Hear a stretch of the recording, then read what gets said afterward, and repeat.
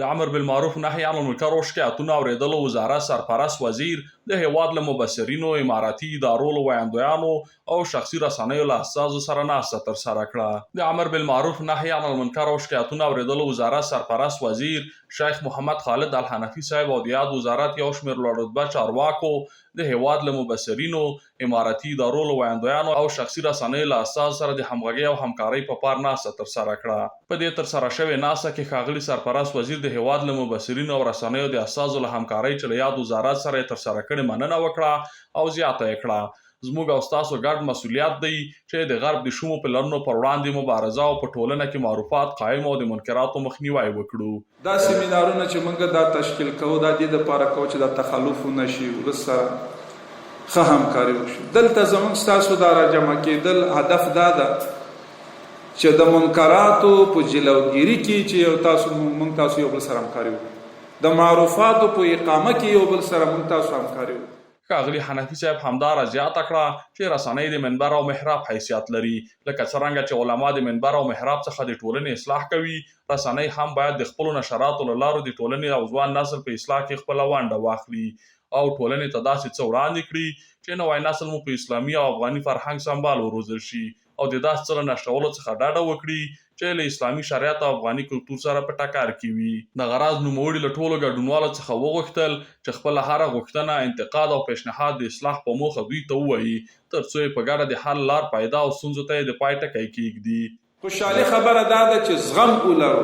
خوشحالي خبره دا ده چې یو بل سره په جرأت هغه مشکلات وورو او حل دپاره په هماهنګي او په همبستګي سره حل دپاره موږ تاسو مشوره وکړو.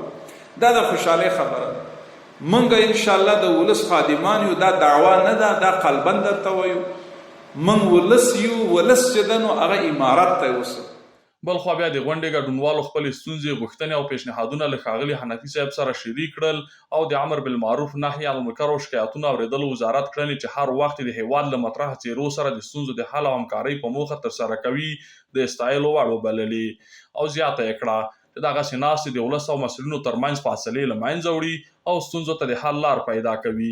ما در یکی از جلسات نماینده وزارت محترم امر بالمعروف صحبت میکردم. من گفتم وقتی که ما جلسه قبلی را دیدم و او عزتی که ما شدیم از این لباس سخنگویتان مستم. در هر مجلسی که ما باشم سخنگوی وزارت امر بالمعروف مستم، چون او قدر و عزتی را که برای خبرنگار کردن، برای مدیر رسانه کردن هیچ وقت فراموش ما نمیشه و ما امیدوار به هستیم که بیشتر شود.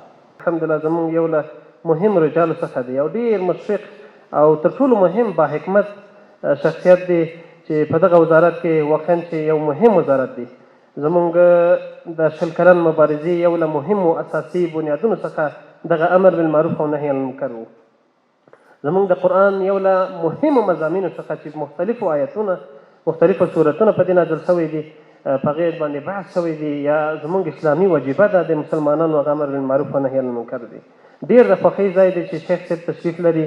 شیخ صاحب ډېر په حکمت سره خپل چارې مخته وړي او الحمدلله ډېر ښه ابتکارات شوي دي، ډېر ښه تغیرات راغلي دي، ځکه چې افغانستان تقریبا دا 20 کاله کېږي چې د مختلفو هیوادونو څخه مختلف تهاجمات شوي دي، په فرهنګي ډګر کې شوي دي، زمونږ په هره برخه کې شوي دي، زمونږ په افکارو باندې ډېر خطرناک هجوم شوی دی.